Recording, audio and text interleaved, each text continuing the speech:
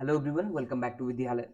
तो इस वीडियो में हम बात करने वाले हैं पोलर कर्व से रिलेटेड क्वेश्चंस पर कि किस तरह से हम एसिम्पटोट फाइंड करेंगे उन क्वेश्चंस का जो पोलर कर्व में हमें दिए होंगे या पोलर फॉर्म में हमें गिवन होंगे। करेक्ट।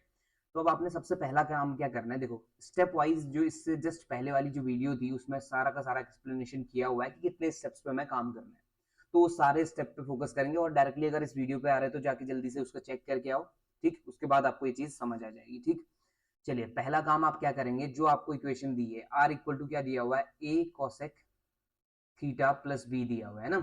तो इससे क्या करो, वन अपॉन आर फाइंड करो। यहाँ से पहला स्टेप ये है, वन अपॉन आर फाइंड करेंगे तो इसका रेसिप्रोकल हो जाएगा, ऑब्वियस है।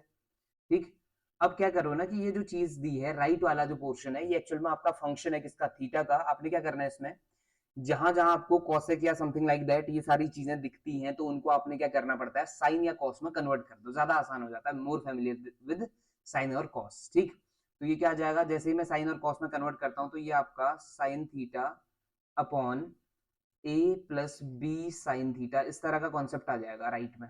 ठीक, वन अपॉन आर की वैल्यू आ गई, पहला स्टेप हमारा कंप्लीट हुआ।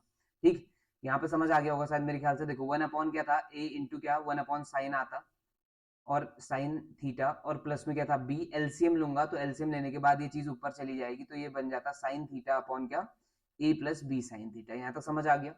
ठीक, अब पहला काम क्लियर हो गया। अब दूसरा जो है राइट वाला जो पोर्शन दिख रहा है आपको वो फंक्शन ऑफ थीटा है, ऑब्वियस है। ठीक, तो यहां से हमें मिल गया देयरफॉर एफ थीटा मिल गया।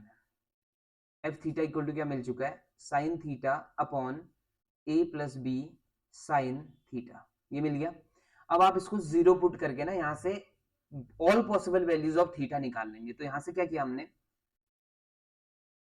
टू गेट थीटा हम क्या करेंगे, एफ एफ थीटा की वैल्यू को जीरो पुट कर दो। एफ थीटा को जीरो पुट करने का मतलब हुआ साइन थीटा अपॉन ए प्लस बी साइन थीटा की वैल्यू को हम क्या रख रहे हैं, जीरो रख रहे हैं। ठीक है, इसका मतलब ये है कि साइन थीटा इक्वल टू क्या आ गया, जीरो आ गया। अब यहां ध्यान देना एक चीज, देखो साइन थीटा कैसा फंक्शन है, सर्कुलर फंक्शन है, ट्रिग्नोमेट्रिक फंक्शन है, तो यानी कि ये आपका पीरियोडिक फंक्शन है। यानी कि साइन की जो वैल्यू है जीरो, जीरो इनफाइनाइट टाइम्स आता है साइन में। कब कब, जीरो पर जीरो देता है, पाई पर जीरो देगा, टू पाई पर, थ्री पाई पर, फाइव पाई पर, यानी कि ये आपका इनफाइनाइट टाइम्स आंसर क्या देता है, जीरो। तो आपने क्या करना है, इसकी जनरल वैल्यू को आंसर लिखना है, यानी कि इसका आपका नॉर्मल आंसर नहीं, इसका आप जनरल आंसर लिखेंगे, यानी कि जो जनरल वैल्यू आती है इसकी, उसकी बात हम करेंगे।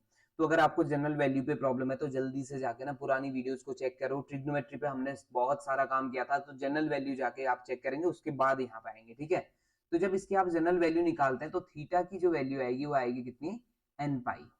तो थीटा निकल गया, यानी कि ये किसकी तरह मेरा काम करने वाला है, ये अल्फा की तरह काम करने वाला है, जिसे हमने अल्फा कहा हुआ था, जो प्रीवियस वीडियो में मैंने समझाया था आपको किस तरह से काम करना है। क्लियर है, यहाँ तक चीज समझ आ गई।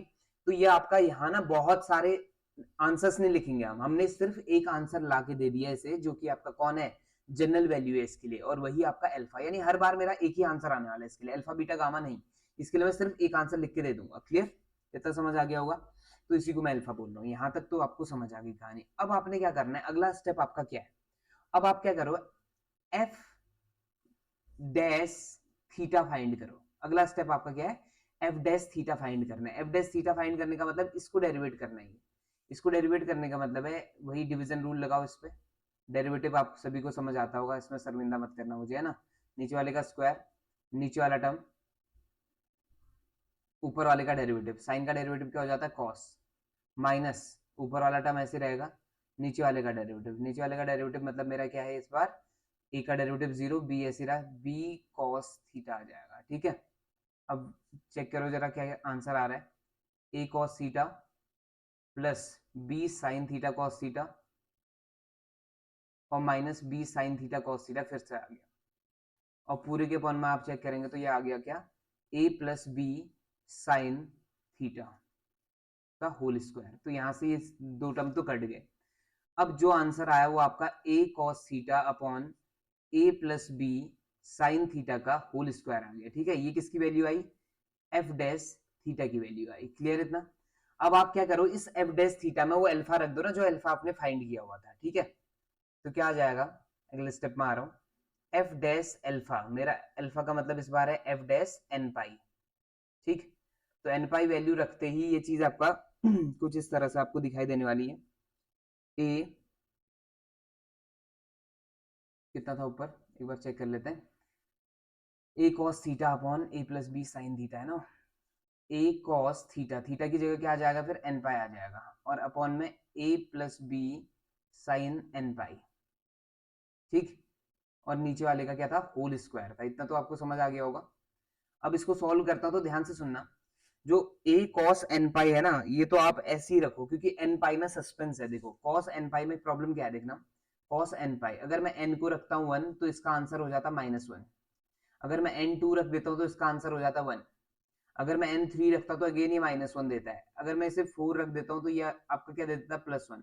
तो इसका आंसर -1 और +1 दोनों आ सकता है, लेकिन साइन की गारंटी है, साइन n पाई की वैल्यू कितनी होगी, 0 होगी, क्योंकि आपका साइन का हर पाई यानी कि ऑड इवन सब पाई क्या हो जाता है, 0 हो जाते हैं।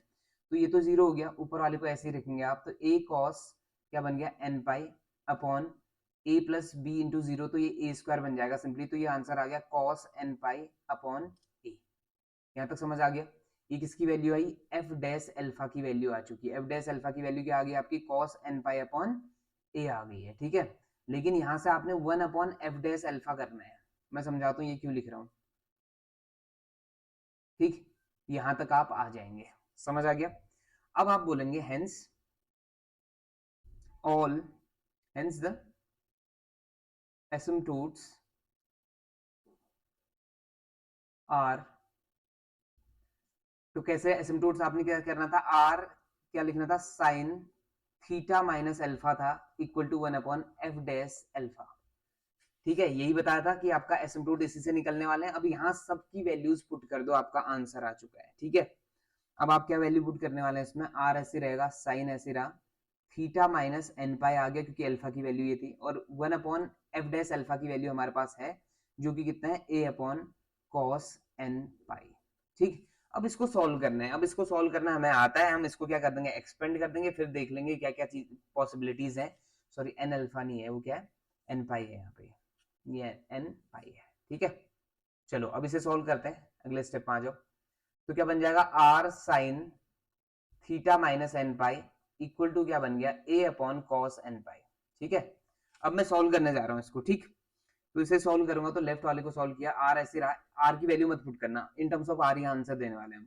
इसकी वैल्यू पुट की तो साइन ए माइनस बी का फॉर्मूला लगाया यहाँ पे, तो क्या बना है, sign A cos B minus cos A sine B, ये बन गया। और राइट में आपके पास है ए इंटू कॉस एन पाई, तो फॉर्मूला क्या लगाया मैंने यहाँ पे, साइन ए माइनस बी का फॉर्मूला लगाया, ठीक है, जो कि क्या है, sign A cos B minus cos A sine B formula है, करेक्ट।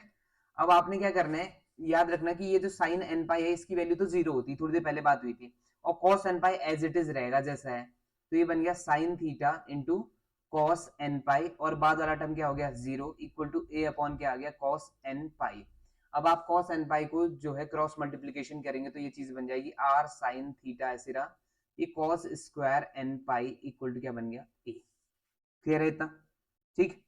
अब cos square n pi equal to क्या आ चुका है हमारा, a आ चुका है, ठीक। अब ध्यान से सुनना, ये आ गया cos स्क्वायर n पाई आ गया। अब फोकस करना, थोड़ी देर पहले मैंने आपसे एक क्वेश्चन किया था कि cos n पाई की या तो वैल्यू आ रही है +1 या वैल्यू आ रही है -1, लेकिन अगर इसके स्क्वायर की मैं बात कर लूं तो इसके स्क्वायर का मतलब हुआ इनका स्क्वायर, और ये एक ही आंसर देंगे कितना, 1। तो इसका मतलब ये हुआ आर साइन थीटा और इंटू 1 इक्वल टू क्या आ गया, ए। तो इसका मतलब है कि सारे के सारे जितने भी पॉसिबल एसिम्प्टोट्स हैं वो सारे निकल गए हैं, और उसकी वैल्यू कितनी आ गई, R sin n theta equal to pi, ठीक। आर साइन थीटा है, sorry I am so sorry, ये एन थीटा नहीं होगा, ये क्या होगा, आर साइन थीटा, ठीक। तो ये इस तरह से आपने क्या करना है, फाइंड करना है asymptotes in case of polar curves. तो ये यहाँ से अगर क्वेश्चन पूछेगा डायरेक्टली इस तरह के क्वेश्चन आपके आ जाएंगे, और बहुत मुश्किल काम नहीं है। एक बार फिर मैं आपको जो एल्गोरिदम है वो समझा दूं। सबसे पहला काम आपका क्या है, 1 अपॉन आर आप फाइंड करेंगे, और राइट में आपका जो होगा उसे आप एफ थीटा मान लेंगे। एफ थीटा निकालते ही एफ थीटा को 0 पुट करके आप क्या करेंगे, थीटा की पॉसिबल वैल्यूज निकालेंगे, जो कि आपका अल्फा आएगी, क्योंकि जनरल वैल्यू की हम बात कर रहे हैं तो एक ही वैल्यू आनी है, उसमें कोई प्रॉब्लम नहीं है, ठीक है। तो थीटा की वैल्यू क्या आ गई, अल्फा आ गई, उसमें कोई प्रॉब्लम नहीं। उसके बाद अगला काम आपका क्या है, एफ डैश थीटा ढूंढना है, और उस एफ डैश थीटा में आपने अल्फा की वैल्यू पुट करनी है, जो भी पॉसिबल वैल्यू आएगी उसको देख लेंगे, और उसका आप रेसिप्रोकल करेंगे, और रेसिप्रोकल करने के बाद फाइनली आपने यहाँ वैल्यू पुट करके आंसर ले आना है, ठीक है, ये 0 नहीं आएगा, सॉरी, ठीक। तो इस तरह से आपने क्वेश्चंस को सॉल्व करने हैं अगर आपका पोलर कर्व्स की बात होगी तो, ठीक है।